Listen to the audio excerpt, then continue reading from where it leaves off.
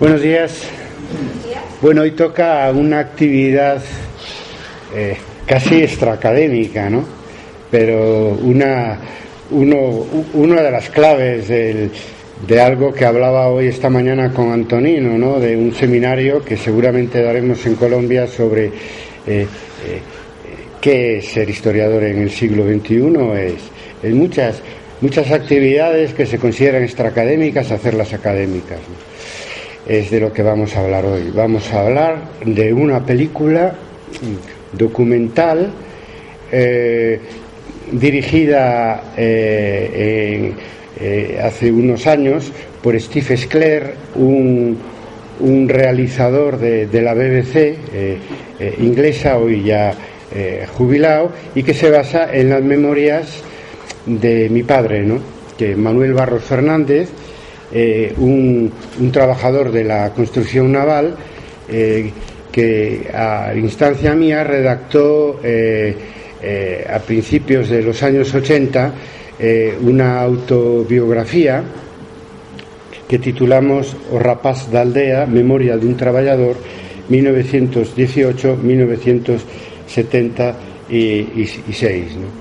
Que cuenta pues la transición de un niño campesino del barrio de Coruso, en las cercanías de Vigo, la capital industrial de Galicia, la transición durante la Segunda República Española, de la aldea a la ciudad, a la industria de la construcción naval, donde trabajó hasta la transición a la democracia en España como peón especializado. Él trabajaba, su puesto de trabajo estaba en una grúa, ¿no?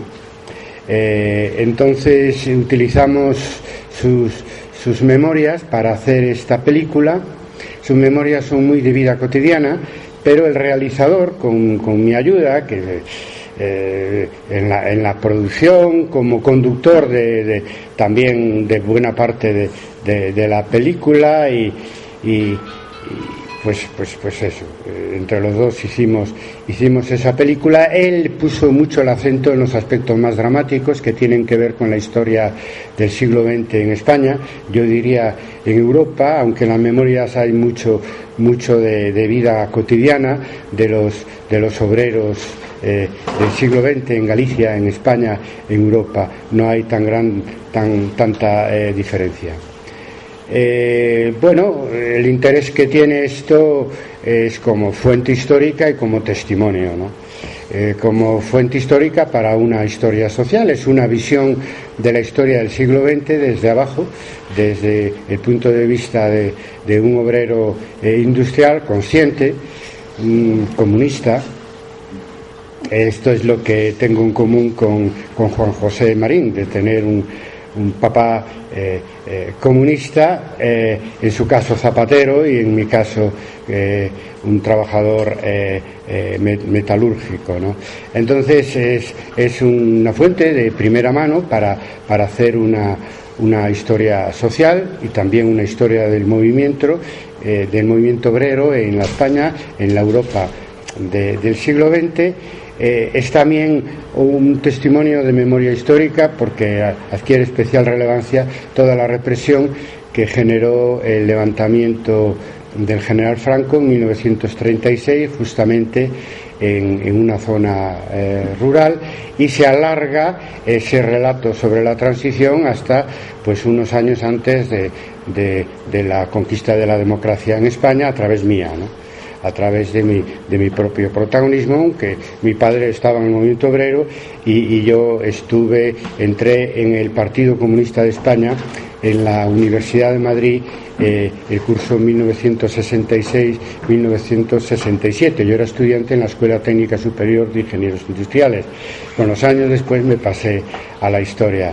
Por lo tanto, esa es la tercera dimensión de interés histórico de esta película, y es que forma parte de mi propia historia, es decir, diríamos, esa especie de ego-histoire, de ego-historia que Pierre Nora un poco se inventó con los colegas de Anales, que hicieron aquel libro que se llama así, Ego-historia, donde los líderes de Anales pues contaban un poco su propia biografía, hacían un análisis autobiográfico relacionado con la historia de los anales, con la historia que ellos pusieron en práctica. En el ámbito anglosajón eso se llaman autobiografías de historiadores, y en el último Congreso de Historia y Debate dedicamos un apartado a esto de las autobiografías de historiadores, que titulamos El historiador de sí mismo, ¿no? Bueno, eso es el interés de esto es una consecuencia, en definitiva, de la importancia que nosotros le damos a la historiografía, ¿no? En Historia Debate. La historiografía es la historia de la historia y de los historiadores, ¿no? Por lo tanto, si nosotros tenemos un concepto de la historia en la que el historiador no desaparece, sino que juega un papel importante, pues su propia formación, y no me refiero solamente académica, sino la formación de vida del propio historiador, pues es algo que hay que analizar si queremos entender la historia que se escribe en cada momento, ¿no? Por lo tanto, es una contribución mía, con la ayuda de mi padre, a las autobiografías de historiadores, que yo estoy obviamente súper comprometido a hacerla directamente, no a través de la visión de mi padre, que no es poca cosa, la visión del otro, sobre todo para los que de jóvenes, pues claro, no siendo padres, entendíamos difícilmente lo que se siente cuando a un hijo lo reprimen, ¿no? Cosa que no nos cabe hoy en la cabeza cuando ya somos padres y tenemos hijos, en mi caso una hija de cierta edad. Entonces cuando uno valora más lo que se sufre, ¿no? Como padre, ¿no? Cuando se vive una dictadura, y cuando uno tiene hijos, pues como debe ser, que viven su tiempo, sobre todo cuando se trata, como era mi caso, de un estudiante universitario a finales de la década de los años 60. Por lo tanto, en fin, una breve pincelada. Yo hice un trabajo, lo juro, rigurosamente académico, de 50, 60 folios, introductorio de las memorias de mi padre. Bueno, traigo aquí un ejemplar que es para Juan José Marín, naturalmente dedicado a él por esa parte que tenemos en común de nuestra historia personal, y ahí hay una introducción, en fin, a la cual le dediqué toda mi atención y todo mi saber profesional, abandonando otras tareas que tenía en ese momento, porque me parecía que era tan importante hacer yo la historia de mi padre que hacer la historia de otros, ¿no? Por lo menos igual de importante, ¿no? Lo que pasa es que me sentía como éticamente y personalmente más obligado, tratándose de la historia de mi propia familia. Y bueno, esto fue financiada, esta película, por la Televisión de Galicia. Obviamente está en gallego, igual que las memorias de mi padre, era el idioma en el que él se desenvolvía con libertad, aunque leía en castellano y entendían en castellano, y la película originalmente está en gallego con subtítulos en castellano. También hicimos otra versión con subtítulos en inglés, porque creo que en realidad habla de temas naturalmente universales. La Televisión de Galicia depende del gobierno autonómico que tenemos en este momento, que es muy conservador. Ellos se financió en una etapa anterior del gobierno de Galicia más abierta, más plural, más progresista, y tardaron varios años en emitirlo por la Televisión de Galicia, cosa que conseguimos simplemente porque hicimos una presentación en el lugar central de los hechos, que es Vigo, capital obrera de la comunidad autónoma de Galicia, y hicimos otra en el barrio de Colla, donde transcurrió mi niñez, y tenemos pendiente para el próximo 23 de mayo una presentación en el barrio de Curuso, ¿no? Para llevar a los lugares donde sucedieron los hechos que aquí se cuentan. Nada más, y en fin, lo dicho, ahora ponemos la película para que la veáis, y la pondremos de nuevo también en las redes cuando difundamos todo esto.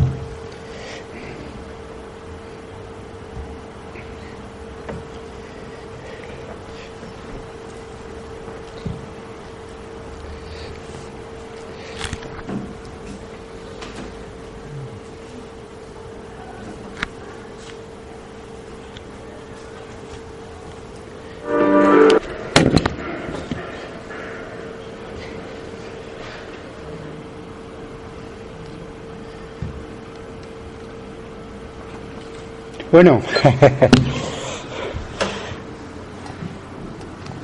esa es la fuente y el testimonio. Cuando menos estoy seguro que os ha sorprendido. Espero que además, en fin, os haya convencido de la importancia que tienen este tipo de fuentes históricas para resolver el problema que muchas veces tiene el historiador, y es la dificultad de la empatía con nuestro objeto de investigación, sobre todo cuando se proviene de las clases medias y quiere uno estudiar a trabajadores, o cuando es hombre y quiere estudiar a mujeres, o cuando es criollo y quiere estudiar a minorías indígenas. Entonces, ojalá se produzcan más fuentes de este estilo para ampliar la sensibilidad del historiador, para analizar el sujeto social, el sujeto de género, el sujeto indígena. En este caso, el sujeto de clase, la clase obrera, que jugó un papel tan importante en la historia del siglo XX. Bueno, lo que queda ahora es contestar a vuestras preguntas y escuchar vuestras opiniones, empezando por el doctor David, que le habrá sonado todo esto muy conocido, porque él en su tesis doctoral sobre la guerra civil 1940-1948 ha hecho cientos de entrevistas también a trabajadores y también a trabajadores comunistas, ¿no? Realmente, aunque esto es una autobiografía, en realidad es una historia de vida, porque mi padre escribe como habla, es decir, en realidad tiene mucho de fuente oral, eso sí, muy articulada y muy prolongada, porque son eso, casi 900 folios. Pues nada más, a David o cualquiera de vosotros que queráis intervenir y todas las dudas que pueda resolver, y los comentarios pues serán también bienvenidos. Bueno, a mí me ha parecido un documental sumamente sugerente en muchos sentidos. Estudiar la historia, pues efectivamente, como dice Carlos, involucra liarse uno con otras vidas y tratar de darle sentido a esas vidas que uno está estudiando. Además, ser consecuente con esas vidas, porque es muy fácil a veces desde el presente mirar hacia atrás y ponerle epítetos o adjetivos al pasado, y a veces incluso juzgar a partir de las evidencias lo que fue fulano, lo que fue sultano. Y al historiador en realidad le toca en primera instancia ser fiel con su objeto de estudio, y cuando ese objeto de estudio habla y escribe, es todavía más problemática esa relación. Siempre que buscamos la fuente oral, estamos contentos con la idea de que la fuente oral nos puede revelar cosas que los documentos no, pero la fuente oral llora, la fuente oral ríe, la fuente oral se enoja, la fuente oral hace gestos, y eso tiene una fuerte carga de influencia en lo que escribimos luego sobre esa fuente oral. Y con los testimonios, como en este caso el de Manuel Barros Fernández, los testimonios nos arrojan siempre esa pregunta de cómo darle sentido a esa vida a partir de lo que esa vida misma está tratando de decir. Y creo que la película transmite muy bien, en primera instancia, la idea de que esta vida fue la vida de alguien del siglo XX. Los temores, los sinsabores, los sufrimientos se pueden compartir efectivamente entre el ayer y el presente, pero los procesos y acontecimientos que pasó esta vida son o fueron determinados por ese a veces catastrófico siglo XX en un país que sufrió como muchos países europeos y como lamentablemente algunos otros países, los procesos de totalitarismo, autoritarismo, crecimiento de los odios a partir de la política y de las posiciones políticas que el siglo XX generó. A mí me parece que la película transmite cómo en ese entinglado de acontecimientos políticos, sociales tan significativos, transcurre la vida de un hombre que puede ser la vida de muchos hombres. Y cómo es posible siempre mantener la esperanza en el futuro. Creo que la clase trabajadora del siglo XX, como la que representa Manuel Barros, fue una clase trabajadora que tuvo muy claro su sentido histórico y que fue consecuente con su sentido histórico, y que como lo pensaba Manuel, pues que quería tener solo un hijo y darle a ese hijo lo que él no había tenido. La clase trabajadora como sujeto histórico, pues eso fue lo que se planificó, ¿verdad?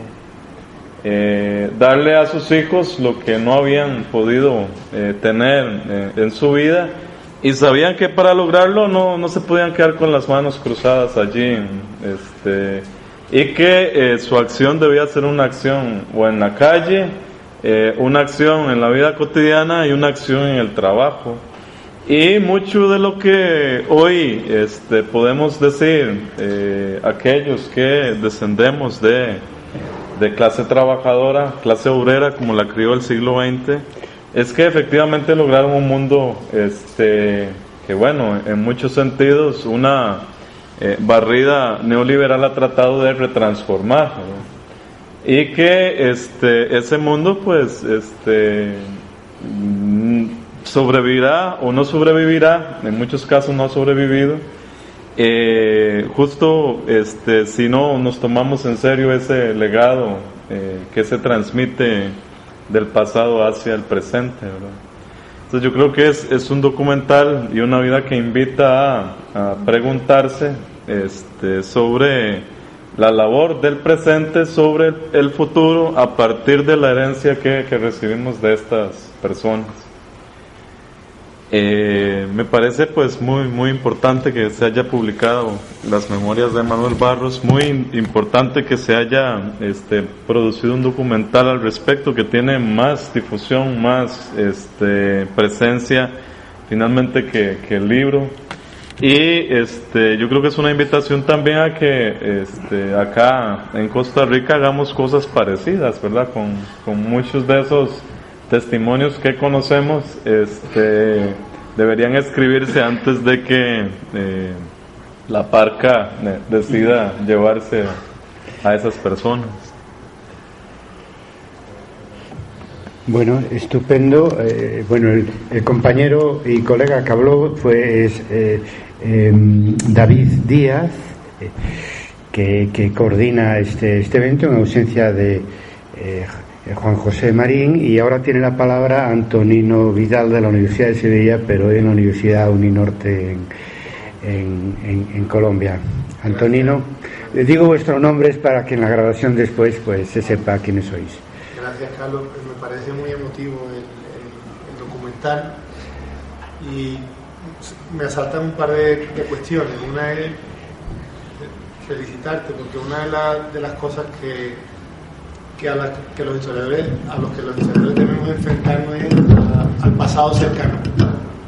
No somos muy dados a trabajar pues la memoria de nuestros padres o de nuestros abuelos.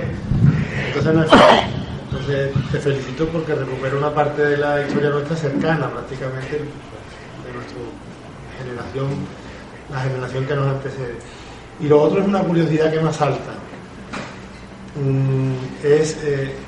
Cuando uno investiga a lo largo de mucho tiempo, por el caso de las tesis doctorales, uno acaba enamorándose de su tema, uno acaba como gustándole los personajes que descubre, que levanta, que analiza, ¿no? Que critica, ¿no? Así no le guste mucho, pero uno acaba teniendo una empatía con ellos. ¿Cómo lograste separar la emoción personal? Porque de todas formas es emotivo, estás trabajando, era la recuperación de la memoria de tu padre, no es fácil, no sé, sortear esa dificultad añadida a un trabajo de historia. Bueno, es español y es el motivo. Todos los que siguieron, vieron en España el documental, el adjetivo que más se utiliza es que es emocionante, que es emotivo, porque es algo que, por ejemplo, en Galicia tiene que ver con el idioma, ¿no? Y la cercanía que eso supone. Y en general en España, con todo el impacto de sufrimiento que supuso la guerra civil y sobre todo la represión posterior, ¿no? Entonces yo hice un estudio de frecuencia de palabras en los comentarios y la que en España aparece más es emocionante, emotivo, lo cual quiere decir que Antonino, historiador colombiano, y sigue siendo español y andaluz y de Sevilla, lo cual es muy, muy de agradecer, y en este caso le felicito a él porque eso nos conmueve, ¿no? Justamente el problema es que la historia es una ciencia con sujeto, y si el objeto de nuestra investigación somos nosotros mismos, nuestra historia familiar, pues bueno, simplemente hay que sacarse las lágrimas y seguir escribiendo porque en mi familia lloramos cada vez que la vemos, ¿no? Yo es que ya dejo de ponerla, ¿no? Pero es que además quiero deciros yo que cuando lo hemos presentado en el Museo de Arte Contemporáneo de la ciudad de Vigo, la gente lloraba, ¿no? Y llora porque conmueve por algo que se ha dicho pero que es de crucial importancia. Es que mi padre no era ni siquiera un militante y menos un dirigente, era un trabajador corriente. Y eso es lo que le da una enorme fuerza a su testimonio y a sus memorias, porque aparecen en las memorias y también en la película todas esas paradojas. Él, por un lado, quiso ser prudente en el momento de la resistencia al golpe militar, ¿no? Más prudente que su amigo y compañero García Rodas, que es uno de los primeros nombres que usé yo en la clandestinidad, en homenaje a mi padre. Y otra fue el de Agustín, que era el nombre de mi abuelo, el padre de mi padre, que era comunista también en la Segunda República. Por parte de mi madre eran socialistas y casi todos ellos también pues canteros o carpinteros, ¿no? Entonces, ¿qué pasa? Que claro, uno tiene que poner en práctica eso que predica, que la historia tiene que ser rigurosa y objetiva, pero al mismo tiempo tener en cuenta el impacto del propio investigador. Y cuando el impacto es sobre ti mismo, pues bueno, la prueba es que se puede hacer, ¿no? Esto se estudió en el cuarto Congreso de Historia de Debate en el año 2010 y se puede hacer. O sea, tú puedes trascender la emoción y ser fiel al mensaje, que además para mi caso también es difícil, porque yo pertenezco a la élite académica desde muy pronto, porque ya muy joven, gracias al esfuerzo de mi padre, hice estudios de ingeniería técnica y era ingeniero a los 18 años ya, y después me fui a Madrid a terminar ingeniería superior, entré en la organización universitaria del Partido Comunista de España, y bueno, ya me tuve que volver a Galicia, es decir, por la represión y por todas las circunstancias de aquel periodo. Pero yo, a pesar de eso, nos entendíamos en gallego, pues siempre hubo una distancia cultural, que es la que podemos tener nosotros como licenciados universitarios, más aún si somos profesores universitarios, con los trabajadores, ¿no? Entonces, simplemente se puede hacer, ¿no? Y no soy un caso único. Por ejemplo, Bartolomé Clavero, un profesor de Historia de Derecho de la Universidad de Sevilla, vinculado a la Historia de Debate, acaba de terminar la historia de su familia, además un trabajo biográfico, autobiográfico muy potente, ¿no? Yo que sé, Justo Beramendi, un compañero mío jubilado del Departamento de Historia Contemporánea de mi universidad, de origen también ingeniero como yo, ¿no? Y militante comunista como una gran parte de nuestra generación en la universidad, porque simplemente el Partido Comunista era la columna vertebral de la lucha por la libertad y por la democracia, y que ahora está haciendo la historia de su familia. ¿Cómo no se va a ocurrir esa idea si nos estamos preocupando? David lo explicaba muy bien, de la vida ajena, y tenemos que las vidas de nuestras familias, que son las vidas del siglo XX, y eso vale también para las clases no populares, obviamente, pero esa parte está más cubierta, más cuidada, ¿no? Porque, en fin, porque son las clases más cultas, por lo tanto tienen más a su alcance el hacer su propia historia, y además porque en la universidad se cuida muy especialmente la historia de esas grandes figuras de esas clases cultas. Entonces vuelvo al tema inicial. Mi padre era un hombre común con sus contradicciones. Por ejemplo, era muy temeroso, ¿no?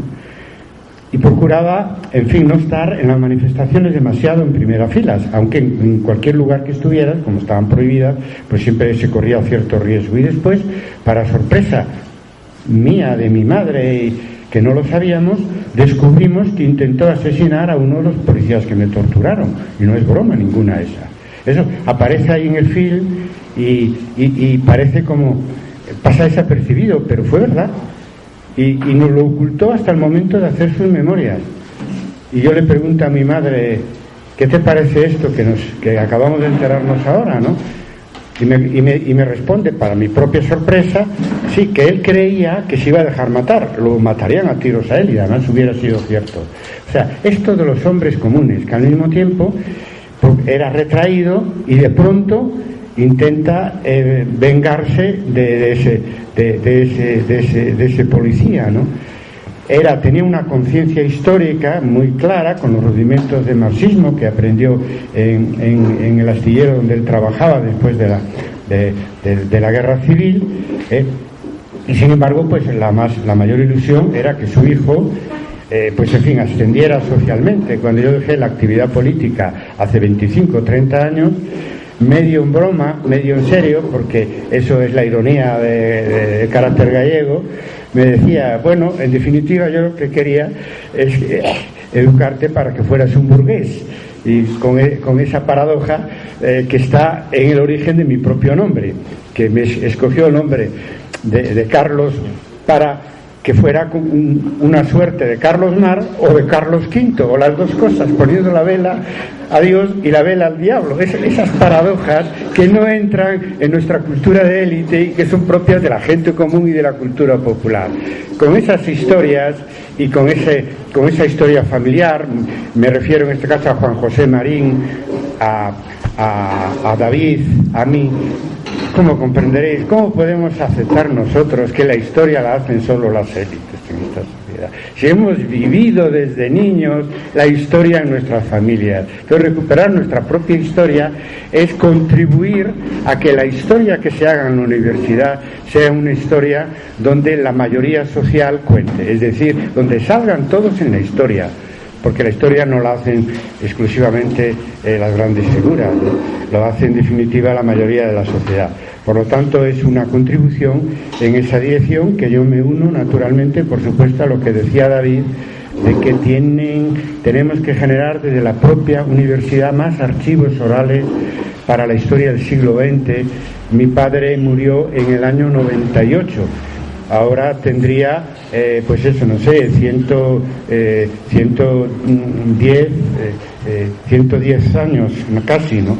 Entonces, pero también hay personas con 80, con 90 años que pueden hacer la historia del siglo XX y aportarnos fuentes de muy primera mano. Y si son las historias de nuestras familias, mejor, porque así recordamos de dónde venimos, que para los historiadores es importante, y recordamos algo también muy importante, que era una de las principales reivindicaciones del Sindicato Democrático de Estudiantes de la Universidad de Madrid, donde yo milité en los años 60, y era la entrada de las clases populares en la universidad.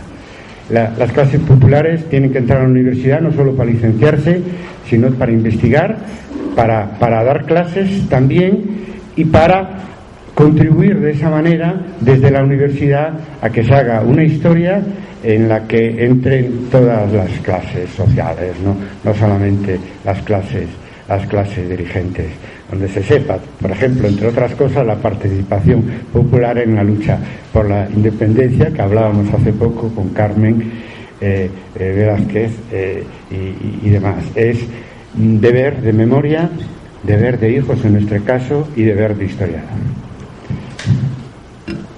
¿Más preguntas? María. felicitarlo también. A mí me parece muy importante, y me parece muy importante también rescatar esta parte de las emociones, ¿verdad? Que la historia también la hace las emociones.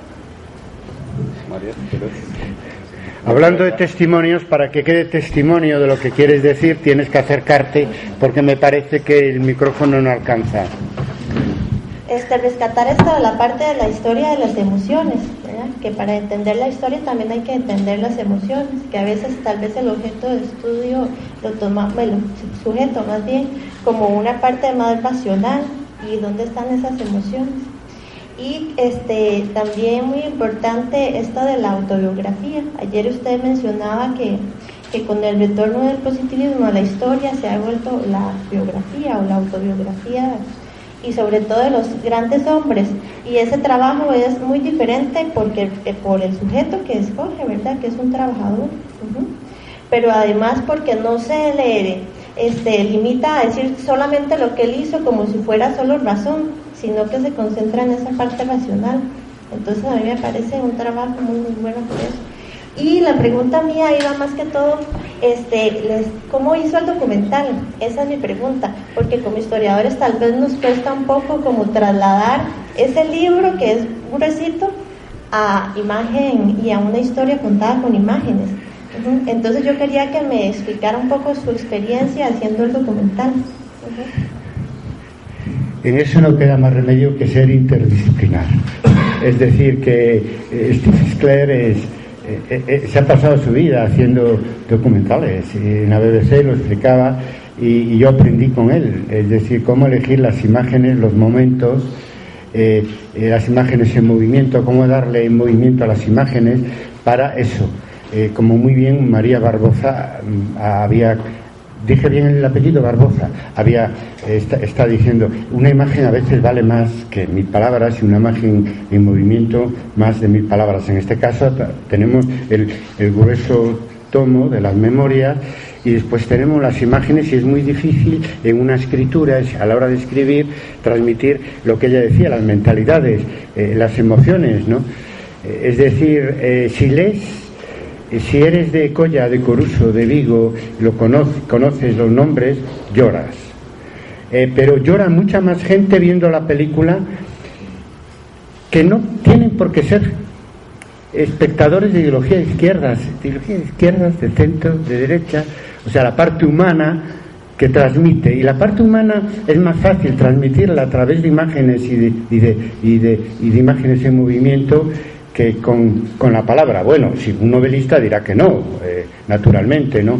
Pero para producir un efecto histórico, yo creo que un buen relato ayuda mucho, pero un relato multimedia, un relato de cine, es extraordinariamente más efectivo, y simplemente hay que ponerse de acuerdo con un documentalista. Yo hice un poco de todo, y incluso tuve la última palabra, ¿no?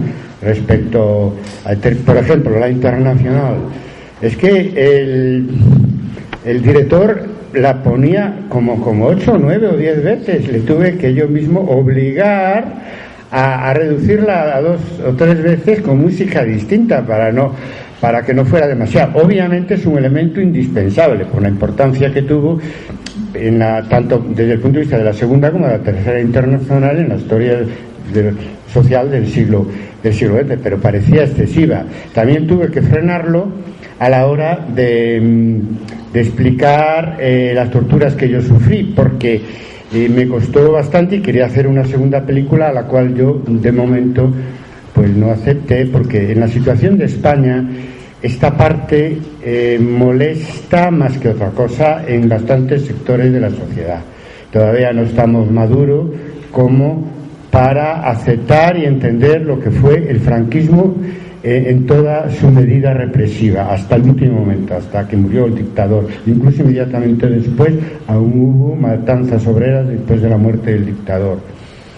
Y a diferencia de lo que pasa en Brasil y en Chile, donde existe una sensibilidad social y pública mayor, en España todavía es un tema del que se habla de boca en boca, y de oreja a oreja, incluso en medios universitarios, porque claro, en medios universitarios en el profesorado hay muchos represaliados, igual que en Chile, igual que en Brasil, porque éramos la juventud estudiantil en aquellos años, ¿no?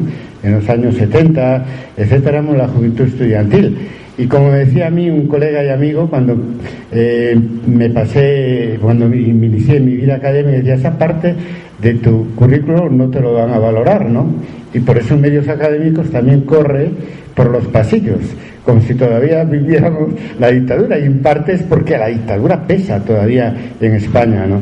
Una vez me contó, no voy a dar su nombre, un profesor de didáctica, en fin, muy conocido, etcétera, de mi edad, etcétera, la paliza que Manuel Ballesteros orquestó en la Dirección General de Seguridad en Madrid, en fin, alrededor suya, ¿no? Etcétera, y es que me lo contaba como un secreto, ¿no? Y que ni por asomo lo va a decir públicamente, a diferencia de Chile y de Brasil. Toda la represión en la universidad es algo todavía por sacar a la luz. Está sacando a la luz en España en relación con la guerra civil y con la represión franquista de los primeros años, pero olvidando que buena parte del profesorado universitario, incluidos rectores, etcétera, pues éramos estudiantes revolucionarios y antifranquistas en aquellos años, ¿no? Por eso yo no, de hecho, la referencia que hay a una entrevista mía, un párrafo, la puso en la película sin mi permiso, entre otras cosas porque yo, cuando eso lo saque, quiero que sea para que a los torturadores que me tocaron a mí, pues se les juzgue en democracia y claro, paguen como delincuentes, paguen por lo que han hecho, ¿no? Y eso todavía está un poco lejos en España, pero llegará también. Un par de intervenciones más, Martín y Edward, quizás uno tras otro. Es un poco difícil el micrófono. Si vienes acá es mejor.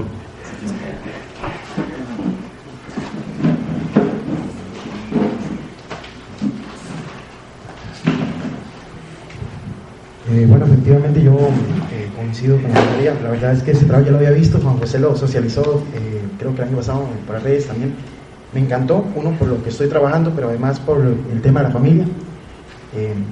La vivencia, bueno, yo tengo padres adultos mayores, papi tiene 84, mami 76, y una de las cosas que a mí me duele mucho es haber despertado muy tarde, porque en el caso, por ejemplo, de mi mamá le dio Alzheimer y no pude rescatar esa memoria de mi mamá. Entonces he estado rescatándola a partir de otros testimonios y otras fuentes.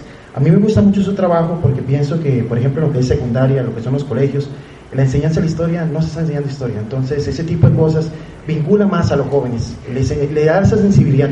¿Qué es lo que yo estoy viviendo como joven a mis 13, 14 años? ¿Cómo eso se vincula con lo que estamos aprendiendo? Yo creo que la historia de vida, la historia oral es fundamental, y además en las comunidades para rescatar el sentimiento y concepto de comunidad, cómo yo me vinculo con el grupo. Para nadie es un secreto, vivimos en lugares donde somos anónimos y simplemente son un montón de personas viviendo en un espacio. Estas oportunidades de rescatar personajes como el de su papá o otros muchos, porque muy bien lo dijo David, lo dijo mucha gente, son las historias de muchos. Ahí se identifica, a pesar de las distancias, de la España a la Costa Rica, a la Guatemala, muchas distancias en muchos elementos, pero hay muchas cosas que son en común, y sobre todo la lucha, el esfuerzo, y además entenderse más de uno mismo. Entonces, felicitarlo, profesor, muy buen trabajo. Edward, ¿no es? Sí. Da tu nombre, por favor. Sí, lo que quiero... Da tu nombre. Mi nombre es Edward Rosario y soy de la Universidad Complutense de Madrid. Mis comentarios van vertidos sobre el papel que están jugando los historiadores y, digamos, la tarea ardua que se tiene por recorrer, porque en los momentos actuales en que estamos viviendo, no vamos tampoco a dramatizar, pero hay que reconocer que estamos viviendo una realidad que dista mucho de lo que nos están contando en las aulas. Primero, digamos, el documental que usted nos ha permitido ver, nos permite no solamente utilizarlo como un instrumento de investigación y de construir la historia, sino que también a través de este tipo de instrumento se pueden formar en las aulas y crear criterios, no solamente en el profesorado ni en el cuerpo docente, sino también de cómo reescribir la historia, digamos la real y actual historia, pero recuperar también esa memoria, porque parte de la enseñanza y de ir construyendo una sociedad es, digamos, podemos hacerlo a través de este tipo de cosas, y no hay que necesariamente tener una capacidad económica abundante para uno ir edificando este tipo de trabajo y de cosas. Primeramente, lo segundo es felicitarle, digamos, indistintamente de que yo sé que se va tocando la parte sensible y humana, porque se está contando la parte de su padre y de una época que los jóvenes, que como yo o que otras personas que son más jóvenes que yo, pues muchas veces somos apáticos de este tipo de cosas. Eso pasó hace cuánto, eso ya no me interesa, y mucho también del cuerpo docente, no digo de Costa Rica, pero en sentido general, somos un poco apáticos en contar la historia y de cómo reconstruir esa historia, que eso es fundamental para nosotros ir construyendo los sistemas sociales y políticos en que estamos viviendo en los tiempos actuales. Muchas gracias. Ya, terminamos. Bien, me dicen que las jornadas tienen que continuar. Yo solamente, para despedirme, deciros a los que habéis llegado tarde, que si ponéis entre comillas un trabajador del siglo XX en Google, aparece el vídeo por si queréis, si no habéis tenido todavía la ocasión, pues visionarlo. Y nada más, vivan, la historia es también la historia de nuestras familias.